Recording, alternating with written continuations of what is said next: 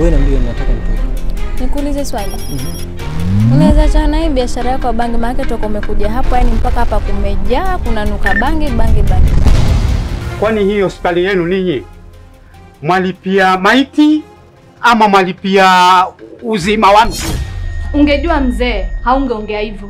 Yaani mtu ameachamazisha mtoto wake, amekuja kuokolea mtoto wako, lakini still bado na shout. You're working and your child is there. So, your work is more important than your child. Nitaelewaje na mimi nimekuwa pale nikaambiwa umeenda mazishi ya mtoto wako huko hapa. Hivi si ni daktari? Nilikuwa mazishi ya kijana wangu na sijamaliza, imebidi nitoke mapema juu nimepigwa simu nije niatende mgonjwa. Sijui mgonjwa ni kijana wako. Hebu nimalizeni.